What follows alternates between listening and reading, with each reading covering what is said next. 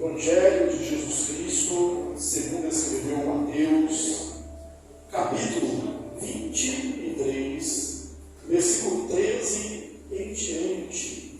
A palavra de Deus, que é viva e eficaz, nos diz assim: Ai de vós, escribas e fariseus, hipócritas, porque fechais o reino dos céus diante dos homens, pois vós não entrais, nem deixais entrar o que estão entrando.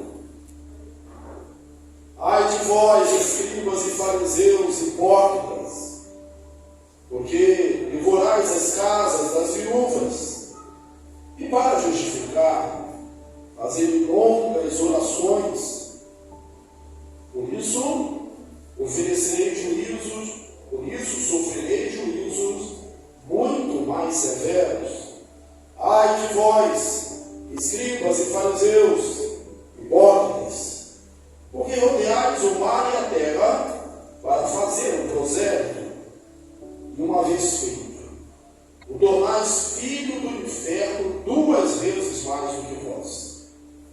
Ai de vós, guias cegos, que dizeis: quem jurar pelo santuário, isso é nada. Mas se alguém jurar pelo ouro do santuário, fica obrigado pelo que jurou. Insensatos e cegos, pois qual é o maior? O ouro ou o santuário que santifica o ouro? E dizeis: quem jurar pelo altar, isso é nada. Quem, porém, jurar pela oferta que está sobre o altar, fica obrigado pelo que jurou. Servos, pois qual é o maior? A oferta ou o altar que santifica a oferta? Portanto, quem jurar pelo altar, jura por ele e por tudo que sobre ele está. Quem jurar pelo santuário, jura por ele e por aquele que nele habita.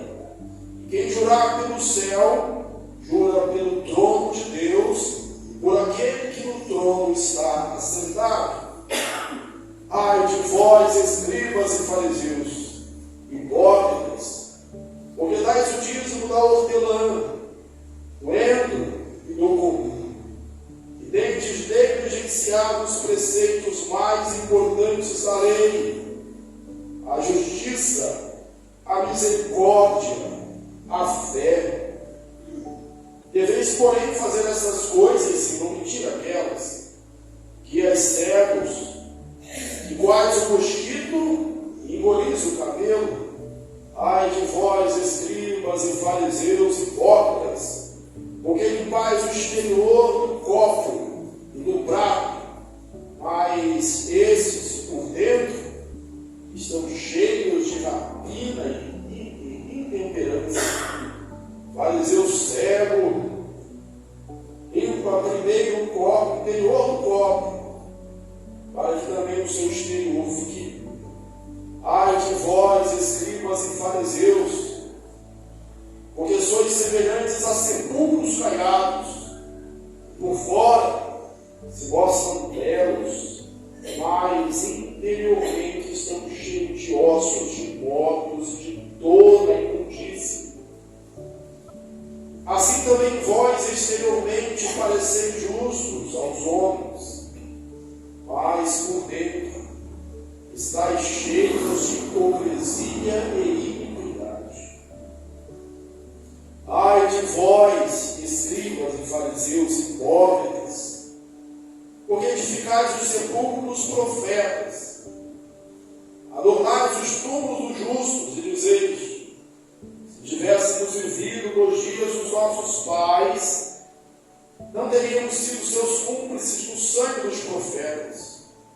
Assim contra vós mesmos testificais que sois filhos dos que mataram os profetas.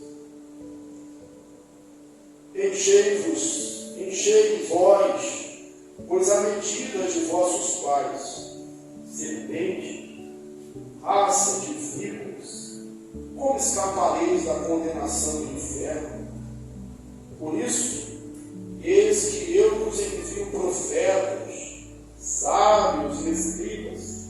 A uns matareis e crucificareis, a outros açoitareis nas vossas sinagogas, e perseguireis de cidade em cidade, para que sobre vós recaia todo o sangue justo derramado sobre a terra, desde o sangue do justo Abel até o sangue de Zacarias, filho de Baraquias, a quem mataste entre o santuário e o altar.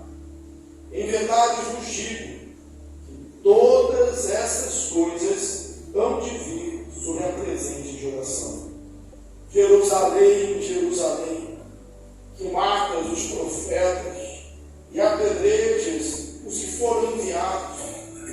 Quantas vezes quis eu reunir os teus filhos, como a galinha junta os seus pintinhos debaixo das asas, mas vós não quisestes. Eis que a vossa casa ficará deserta. Declaro-vos, pois, que desde agora já não me vereis, até que venhas a dizer: bendito o que vem em nome do Senhor. Amém. Irmãos, este é o último discurso público de Jesus.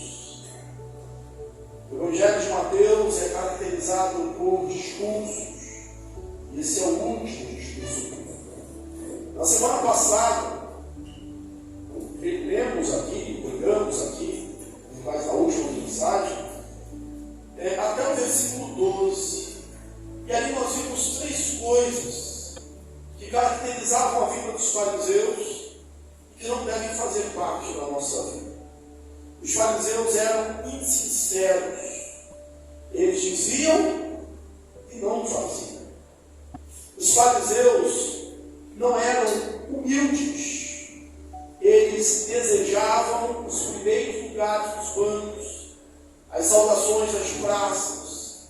Eles gostavam de toda a pompa que o cargo religioso podia oferecer. Eles não tinham humildade.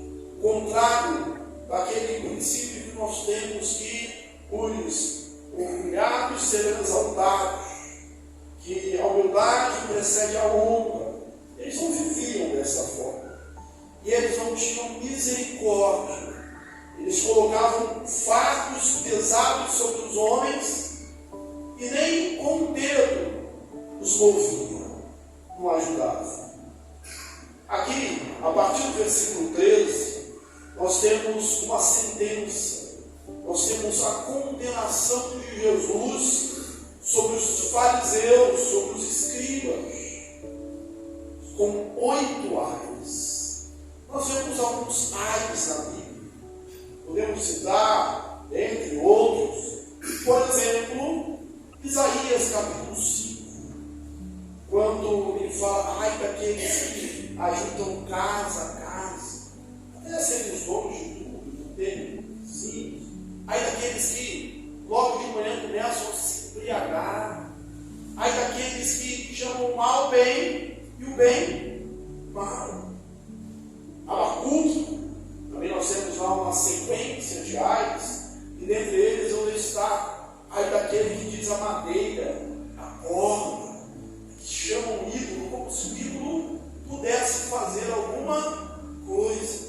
Nós temos uma descrição de ais também em Apocalipse. E aqui nós vemos esses ais, uma coleção de 8 ais na boca de Jesus. Do Jesus que veio para abençoar, do Jesus que era manso, do Jesus que sempre mostrava misericórdia. E agora, quando ele diz ai a respeito dos fariseus, é realmente alarmante. Deve-se realmente abrir os olhos, deve-se haver uma mudança, uma transformação. Parece que não aconteceu. Ai de vós, escribas e fariseus. Vamos ver quais são esses ais. Com certeza, evitar coisas condenáveis na nossa vida também.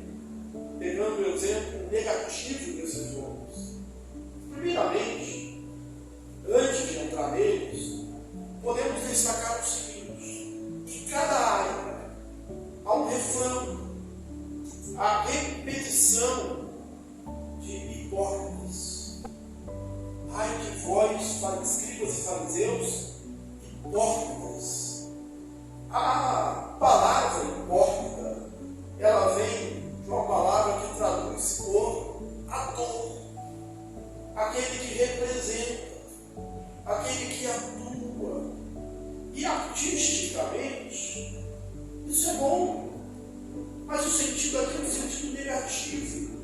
É aquele que usa uma máscara, é aquele que mostra ser o que não é, aquele que mostra ter o que não tem, aquele que apresenta uma santidade que não existe na vida dele, não existe no coração.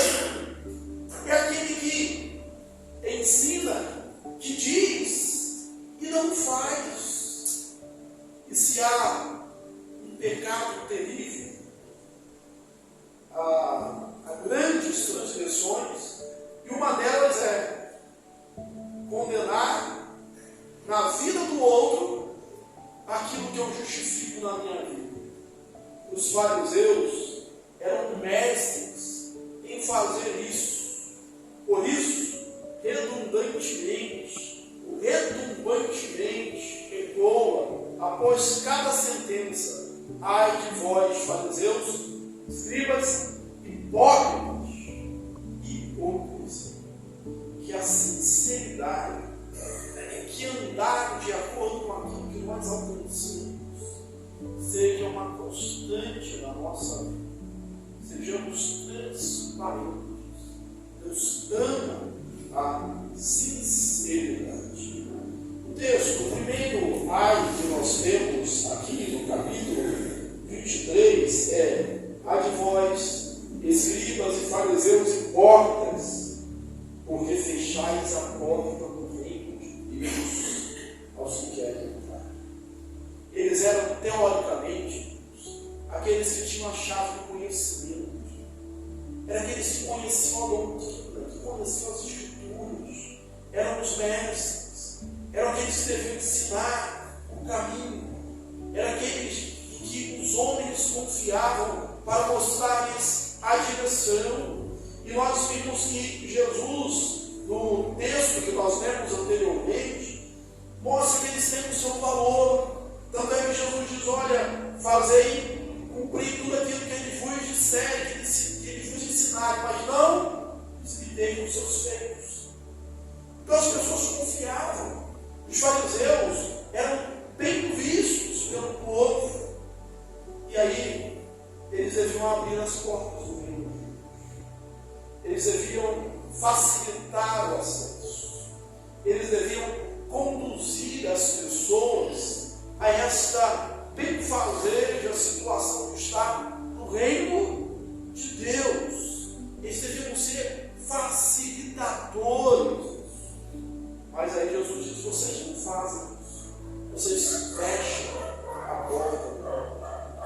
Vocês batem a porta na cara daqueles que querem entrar, das pessoas que estão aflitas, daqueles que são humildes, daqueles que são necessitados, daqueles que estão clamando por socorro. Vocês batem a porta. E pior, vocês não entram e não deixam as pessoas entrar. Vocês batem a porta do lado de fora. Vocês são impedimento. Vocês são empecilho, vocês são uma pedra de tropeço.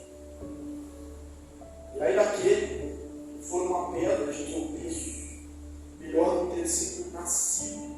Ai daquele que faz as pessoas tropeçarem. E os fariseus eram esses, que fechavam a porta do reino de Deus. E surge um alerta para cada um de nós. Surge uma mensagem para mim e para você.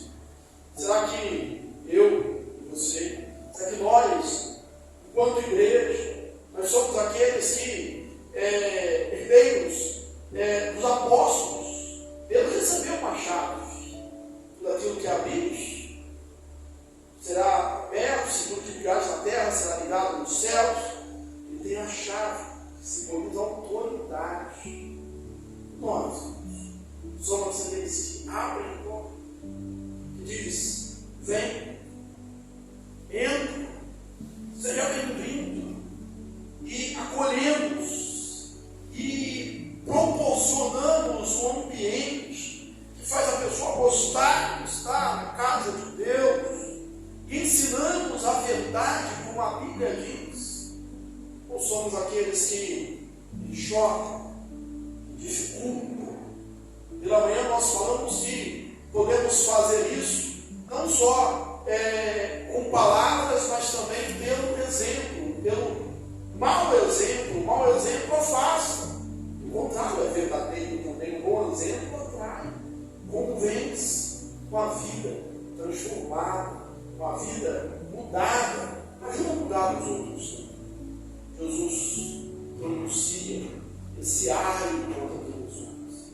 Vocês fecham a porta de Deus. Nós sejamos aqueles que abrem a porta do reino. Nós sejamos isso cumprindo, por exemplo, em Jesus. E, portanto, fazer discípulos de todas as nações, batizando-os em Pai, Filho e Espírito Santo. Em Romanos, capítulo 15, o apóstolo Paulo diz que esforçando-me para pregar o Evangelho. Em outro lugar ele diz: ai de mim se não pregar o Evangelho. Eu tinha sentido essa dívida com ele, que ele era devedor a gregos, a romanos. Ele precisava pregar o Evangelho, pesava sobre ele esta obrigação, pesa sobre nós também. Que nós abramos a porta, escancaremos a porta da salvação para os outros, sejamos facilitadores, não pedra de tropeço e de escândalo para aqueles que querem entrar. O segundo ai que Jesus profere aqui contra os escribas e fariseus, hipócritas, está no versículo 14, é em relação às viúvas. Deus, nos Salmos, ele se apresenta como o Pai dos órfãos e das viúvas.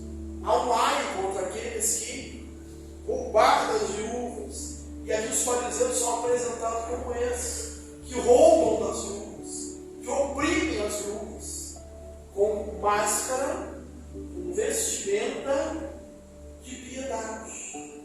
Vocês, algumas delas, podiam entregar os seus bens, a administração dos escribas, dos fariseus, serem homens notáveis, serem homens da religião, da fé. E esses homens, ao invés de administrar para o bem daquelas mulheres, roubavam para si, sugavam tudo para si. O texto diz que, para justificar isso, faziam longas orações. Orar é bom. Orar é uma ordem que nós temos. Orar sem cessar. Paulo diz. Jesus disse: vigiai e orai, para que não entreis em tentação. Mas oração não justifica erro. Oração não justifica a iniquidade. A capa de piedade, a prática, as regras de santidade não produzem santidade. Para justificar, eles faziam longas orações. Eram homens dados ao rito, à cerimônia. Vamos orar e está tudo? Está tudo. Eu lembrei de uma cena que não vou mencionar. Quem tiver aí, quem tem olhos para ver, veja uma cena política no nosso país, alguns anos atrás, que alguns recebiam a propina, receberam ali o socorro e estavam orando. Eles recebiam aquilo ali. Aquilo não torna o Deus santo. Aquilo não torna o ato justo. Os fariseus fazem. E, irmãos, nós precisamos estar alertas. Não corremos do mesmo erro. Nós somos pessoas de fé, somos somos crentes, somos aqueles da religião, somos aqueles que as pessoas olham e admiram, esperam coisas boas de nós. E que venham realmente essas coisas boas. Que a nossa liturgia seja uma liturgia bonita, uma liturgia reformada, uma liturgia bíblica, mas que a nossa vida testifique dessa liturgia. Uma frase, lembro agora o autor, mas muito repetida no nosso meio, que diz que quando a liturgia do culto termina, começa a liturgia da vida. Que seja assim conosco.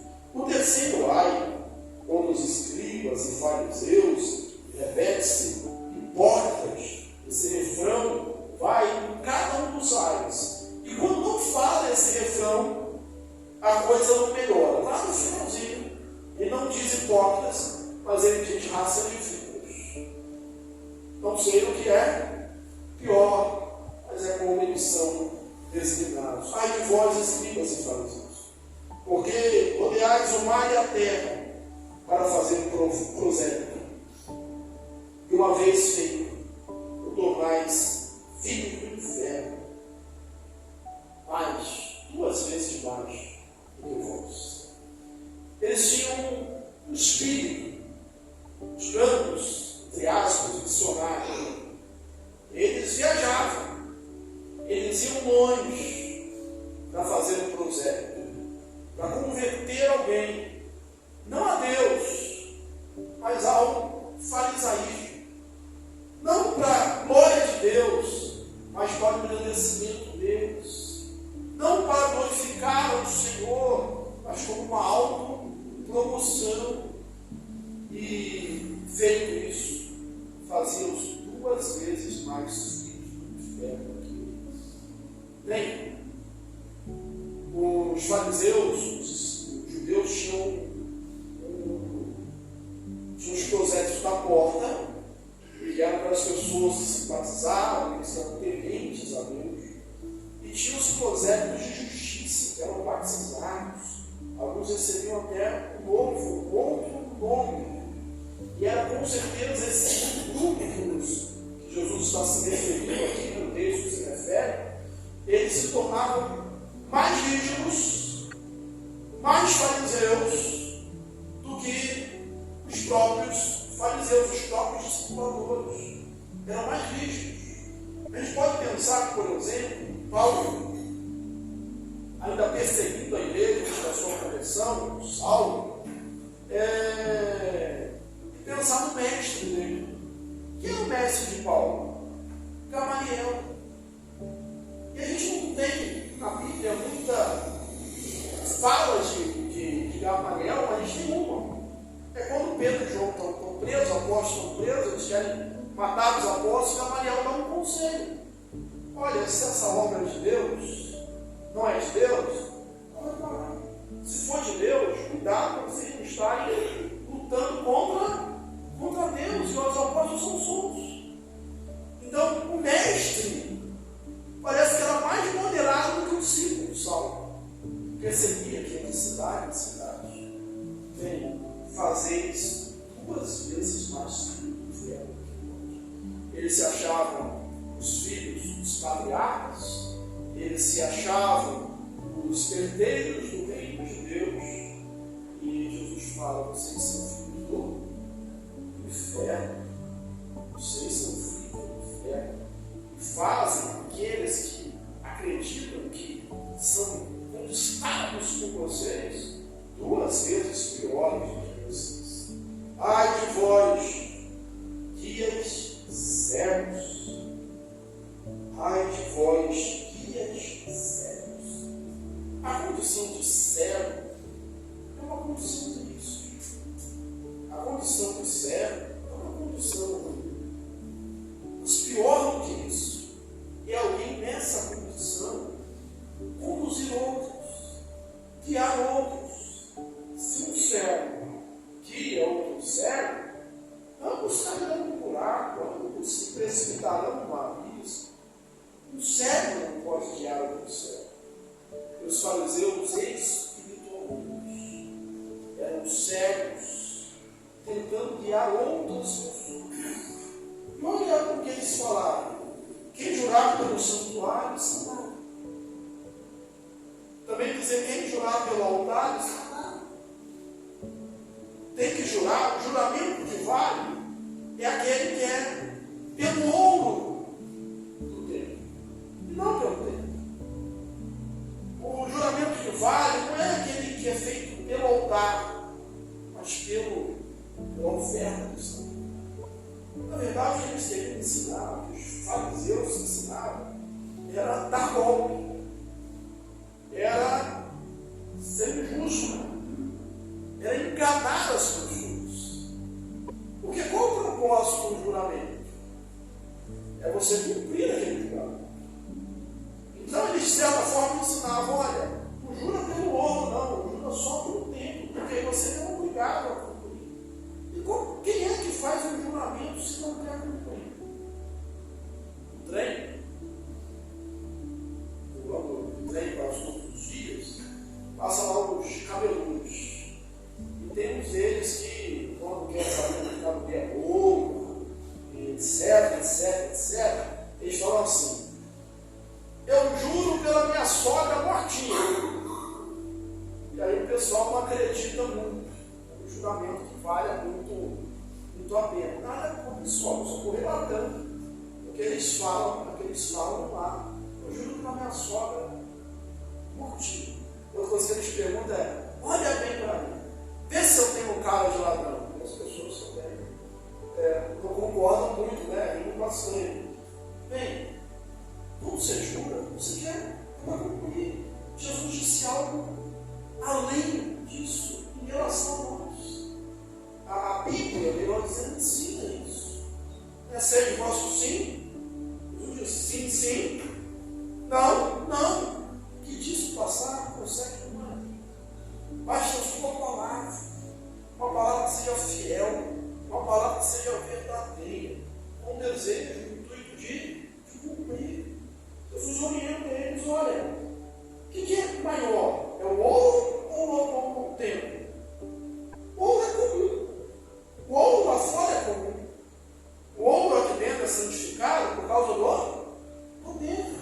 O que é a oferta? A oferta é comum, mas ela é santificada por causa do altar. Quando você jura por alguma coisa, você jura por Deus que está no céu, pelo trono de Deus, por aquele que se assenta nele.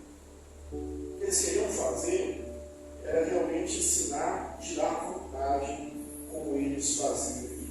Certos? Qual o maior? A oferta ou o altar que santifica a oferta? Portanto, quem jurar pelo altar, jura por tudo que está nele. Quem jurar pelo céu, jura por Deus. Ponto lá, está no versículo 23. Ai de vós, fariseus hipócritas, porque dás o dízimo, do endro, da hortelã, do cominho. O dízimo nesse sentido era o dízimo das grandes ceifas, do cereal, da vinha, das grandes colheitas feitas. Essas hortaliças, a lei não exigia disso. Mas eles, para mostrar que eles eram muito piedosos, eles davam também o dízimo dessas coisas. Alguns querem usar esse texto para dizer que Jesus condenou o dízimo. Esse texto não diz que Jesus condenou o dízimo. Jesus condenou a hipocrisia. Jesus condenou a falsidade. Jesus condenou usar o dízimo como um amuleto, como um talismã, uma forma, uma mágica. Mas não condenou o dízimo. O dízimo ele vem antes da lei. O primeiro a entregar o dízimo na Bíblia, que a gente vê, é Abraão, que entregou o dízimo a Melquisedeque. Posteriormente, o autor bíblico vai dizer isso 200 anos antes da lei. Não havia lei. Então o dízimo é antes da lei. O dízimo é durante a lei. E o dízimo é depois. Jesus disse que ele fazia essas coisas sem esquecer aquelas. Qual eram essas coisas que ele se obtinha? A justiça, a fé, a justiça e a misericórdia. Um texto que explica bem como deveria se proceder é Miqueias 6:8. Que o Senhor teu Deus pede de ti, ó, que o Senhor teu Deus pede de ti, são que pratiques a justiça, ames a misericórdia e antes humildemente com Deus. Então você vai dar isso. Não ficar pensando em coisas pequeninas. É um coração transformado. É uma vida transformada que essa vida necessita. Não são as pequenas coisas, os detalhes, as regras religiosas, são os princípios que Deus estabeleceu e precisam ser obedecidos. Dias cegos, quais o mosquito e coriza o cabelo. Ainda nesse contexto, diz os ofertas, eles pensavam nas coisas pequenininhas, deixavam as grandes escapar. O mosquito era um animal impuro. Eles não podiam ter contato. E aí não podiam engolir o mosquito. Os fariseus e escribas, o judeu, ele era muito rigoroso com isso. E havia muito mosquito perto do vinho, especialmente no processo de fermentação. E eles tinham algumas regras, coavam o vinho, o tecido do vinho. Quando bebiam com os dentes cerrados, trancados, para não engolir. E a gente não pode criticar isso. Como quem é que vai poder engolir o mosquito? Bem, mas Jesus diz: vocês comam mosquito. É o menor animal que os judeus consideram comum, um inseto que eles conhecem. Agora, o maior animal do mundo é o camelo, que eles conheciam. E era também símbolo de imundice para os judeus. E aí ele diz que vocês, uma metáfora, uma linguagem figurada, vocês comam o mosquito, mas vocês engolem o camelo. Vocês guardam os rituais da lei, vocês guardam os princípios, vocês entregam o dízimo do ento, ao hortelã, mas vocês roubam as viúvas, vocês fazem negócios espúrios, vocês são desonestos, vocês são hipócritas. Então vocês se preocupam com as coisas pequenas e esquecem os principais fundamentos da lei, que é a justiça, é o amor, é a misericórdia. Essas coisas externas não justificam a ausência de um coração transformado, de uma vida nova. É isso que Jesus nos traz exemplo. Em outro lugar, nós temos ele falando também a respeito do cisco e da trave, que essa perna do cabelo da trave parece que se combinam. Olha, você vê o cisco no olho do seu irmão, tem a trave no seu. Corta, tira a primeira trave no seu. Primeiro, tira essa trave. Eu não tinha uma trave no olho. É que eles tinham pecados maiores e condenavam as pessoas por coisas menores. Ninguém está com um cabelo travado na garganta. Existem pecados grandes. E as pessoas condenam outros que estão fazendo coisas às vezes bem grandes. Fariseus cegos. Ai de vós, escribas e fariseus, o outro ai, porque limpais o exterior do copo e do prato, mas esses por dentro estão cheios de rapina e de intemperança. Qual o mais importante de Jesus? É verdade que nós vamos na nossa casa, você, no interior do exterior, tudo. Mas qual é o mais importante, sabe? Imagina se eu tivesse uma quantidade reduzida de água para lavar a panela. Você ia se preocupar em limpar por fora ou por dentro? O mais importante é lavar por dentro. porque eles davam importância só para o lado de fora. Jesus aqui é enfático dizer: olha, vocês se preocupam com o exterior, com a casca, e não com a essência, com aquilo que é supérfluo, e não com aquilo que é essencial, com aquilo que está lá de fora, e passa, e efêmero, é passageiro, e não com as coisas do coração. Em outro lugar, o Senhor Jesus disse que aquilo que sai da boca é o que contamina o homem. Por quê? Porque vem de dentro. Mateus capítulo 12. E é aquilo que contamina realmente o homem. Importa limpo a primeira parte de dentro. Depois o exterior vai ficar limpo também.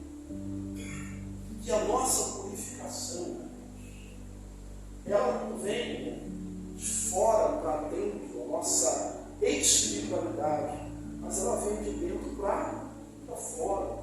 Que um coração transformado, que uma vida nova, que um novo homem em Cristo Jesus possa mostrar os seus frutos, a consequência dessa nova vida em Cristo. Consequência dessa nova vida. Ai de vós, escribas e fariseus, estava a primeira parte do exterior ficará. Outro ai de vós, escribas e fariseus hipócritas, porque sois semelhantes a sepulcros. Era a época da Páscoa, se aproximava da Páscoa. Dentro de uma semana o Senhor Jesus seria crucificado. Nessa proximidade da Páscoa, havia um movimento frenético entre os judeus para caiar os sepulcros. Não os sepulcros ricos, que eram as rochas, mas o pobre, que era no chão. O pobre era no chão. E parecia visto, porque no caminho havia muitos sepulcros, para que o peregrino de longe, vindo e não sabendo que tinha uma cova, pisasse nela. Não lembro da solidão, tá? Não pisasse nela. Por quê? Porque o contato com o corpo tornaria o peregrino impuro por 7 dias, segundo o texto lá de Números. Números vai dizer isso, no capítulo 19, versículo 16. Ele foi impuro por 7 dias. Então seria uma viagem, o trajeto todo foi todo luxo. Então, se no caminho havia aquelas covas, aqueles sepulcros, diz que havia muitos na chegada de Jerusalém, eles caiavam para que o peregrino visse. Então, não era só para ele belezar, era para destacar, para chamar a atenção. Não houvesse contato. Mas dentro, embora fosse caiado por fora, você lembra, você que é o local, ele é algo passageiro. Né? Dentro que você põe ali, daqui a pouco, aquilo é lavado, aquilo não sai. É algo que passa. Está bonito por fora, mas não se engane. Dentro tem um cadáver, dentro tem podridão, dentro tem mortos, dentro tem corrupção. Jesus estava dizendo isso naqueles homens: agora vocês são assim. Vocês por fora, vocês são bem vestidos, vocês seguem todo o ritual da lei, vocês são bem vistos pelos homens, vocês fazem tudo direito. Vocês deviam estar por dentro bonitos assim também, mas por dentro vocês são podres, por dentro vocês são mortos, dentro de vocês não tem vida, dentro de vocês só tem corrupção. No texto paralelo de Lucas, ele mostra esse exemplo de uma forma bastante diferente, mas com a mesma mensagem para os fariseus. Lucas 11, 44. Ai de vós, que sois como sepulcros invisíveis, sobre os quais os homens passam sem saber. Aqueles que passam pela vida de vocês ficam impuros, ficam sujos, ficam contaminados como vocês. nem sabe. Que coisa diferente. Eu leio lá no 2 Reis. É possível que você lembre dessa história. Quem toca no osso, segundo Números, capítulo 19, 16, está contaminado. Mas, segundo Reis, narra o sepultamento de um homem, anônimo. E enquanto ele estava sendo sepultado, os inimigos invadiram o lugar, houve uma invasão de um exército. Quem estava fazendo o sepultamento, as pessoas que estavam ali para fugir, pegaram aquele cadáver, aquele homem que estava para ser sepultado, e jogaram, talvez na primeira cova que viram. E era a cova de Eliseu, o profeta. E aquele corpo morto tocou nos ossos de Eliseu. O que acontece quando alguém toca no morto? Contaminado, impureza, inapropriado. Mas aquele morto tocou nos ossos de Eliseu, encostou nos ossos de Eliseu. E ele ressuscitou, ele ficou de pé, ele ficou vivo. Nós não somos chamados para sermos sepulcros calhados, inclusive morte. Nós somos chamados para transmitirmos vida. Isso Deus quer de cada um de nós. Paulo, teólogo, diz sobre os fariseus, e isso deve também mexer conosco. Paulo fala aos Coríntios que nós somos templos do Espírito. Nós queremos, nós somos templos do Espírito Santo. Nós cremos. Olha o que diz no comentário aqui sobre os fariseus. Isso vai até a raiz da corrupção. Vossos corações não são templos de Deus vivo. Vossos corações não são templos de Deus vivo, mas sepulcros de corrupção pestífera. Não no céu, mas no inferno. E vossa religião é apenas uma caiadura extremamente superficial, temporária. Deus nos chamou não para sermos sepulcros calados, mas para sermos templos de Deus vivo, templos do Espírito Santo. Ai de vós, escribas e fariseus. O outro ai que nós temos aqui, e aqui eles são chamados de raça de víboras. Conta-se que naquele tempo, naquela época de Jesus, estavam construindo um sepulcro, um monumento ali para o sepulcro do profeta Zacarias. Jesus aqui diz que esses homens, eles dizem assim: se nós tivéssemos vivido na época dos nossos pais, nós não seríamos cúmplices como eles na morte dos profetas. E Jesus disse: olha, ai de vós, escribas e fariseus, porque vocês dizem isso, mas vocês são aqueles filhos dos assassinos dos profetas. E vocês hoje não são diferentes. Eles não eram diferentes. Há muito tempo eles estavam tramando, eles se reuniam para matar Jesus. Era mais fácil honrar um profeta morto do que ouvir um profeta vivo. Eles estavam tramando a morte de Jesus. Jesus disse: olha, vocês vão enviar profetas, escribas, sábios, que eram os apóstolos, missionários, discípulos, e vocês vão perseguir. Estevão, o primeiro mártir da igreja, diz: vocês mataram os profetas e agora matam a gente. Eram hipócritas e eram assassinos. Em verdade, fugiram de todas essas coisas quando vi sobre a presente geração. O mais bonito de tudo isso, irmãos, é que depois desses anos, Jesus não termina o episódio com um chicote na mão. O ou escarnecendo, ou zombando. Mas algum pai que disciplina aos filhos aqui. Eu creio que com você seja assim. Quando a gente disciplina um filho, a gente sofre igual a eles. Quando é necessário dar uma chinelada no filho, a gente parece que sente mais.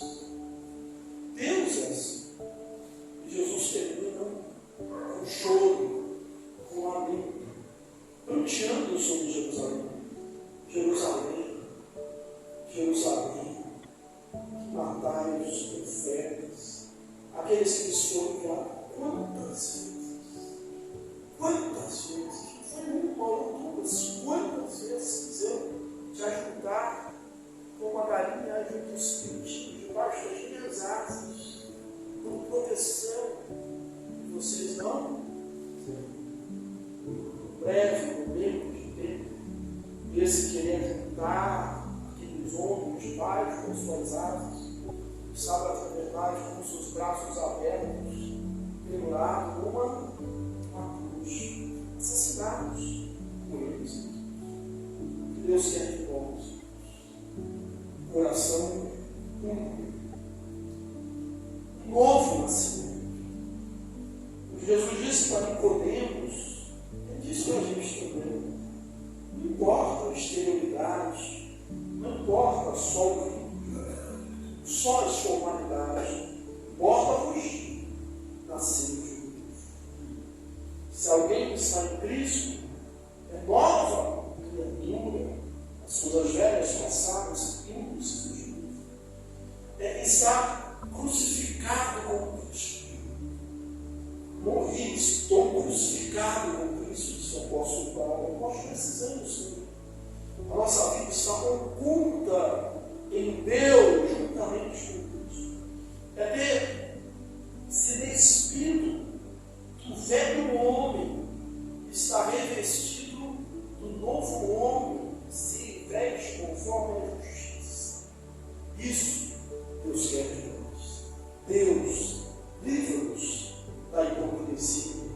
Deus, livra-nos de vivermos uma vida apenas de formalidades em Deus. Que a nossa vida seja uma vida que transmita vida aos outros. O ser genuíno, o ser autêntica, porque tem que ser verdadeira. Tudo que Deus faz é autêntico e verdadeiro. Novas criaturas, nós somos. Que Deus nos abençoe, rica e abundantemente.